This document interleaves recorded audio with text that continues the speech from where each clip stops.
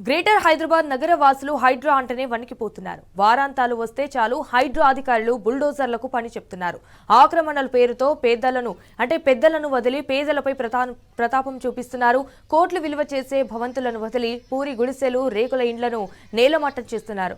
మొన్న బతుకమ్మ పండుగ తొలి రోజే గాజుల రామారంలో కూల్చివేతలు చేపట్టి పేదలకు నిలువ నీడ లేకుండా చేసిన హైడ్రా సిబ్బంది దసరా పండుగ తెల్లారే కొండాపూర్లో నిర్మాణాలను తొలగించారు. ఇక్కడి భిక్షపతి నగర్ లో ఉన్న ప్రభుత్వ స్థలంలోని కూడా అక్రమ నిర్మాణాలను నిర్దాక్షిణ్యంగా కూల్చివేశారు. ఇవాళ తెల్లవారుజామునే బుల్డోజర్లు ప్రోకైనర్లతో వచ్చిన అధికారులు భారీ పోలీసు బందోబస్తు నడుమ కూల్చివేతలు ప్రారంభించారు.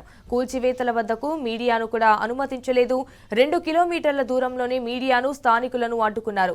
అటు హైడ్రా సీఎం రేవంత్ రెడ్డిపై స్థానికులు భగ్గుమన్నారు. తమకు జీవనాధారం లేకుండా చేశారని కూడా మండిపడ్డారు.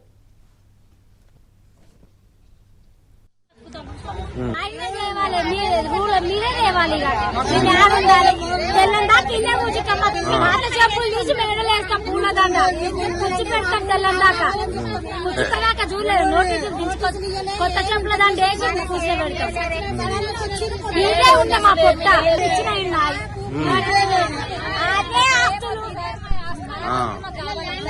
ఇదే ఆస్తి, ఇంకేముంది ఆస్తి?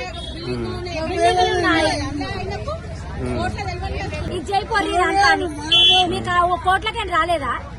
రాందే వచ్చింది. నేనైతే లక్షల మంది ఇవన్నీ వచ్చినాయి పెద్ద పెద్ద నా దొంగల 4 గంటల రాత్రికి రానికే దొంగ మీరు కూడా దొంగలైనా రానికి అట్లా ఆ దొంగ పక్క దొంగాడు పంచామే కాదు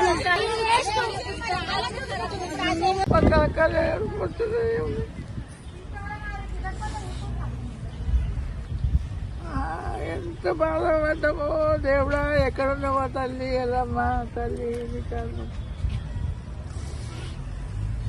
ఈ రోజు వల్ల గింతున్నా బిడ్డ, నేను గింతనే ఉన్నా. అప్పుడు దాన్ని చేస్తున్నాం చూడే భూమి 80-90 ఏళ్ళు చేయబట్టి.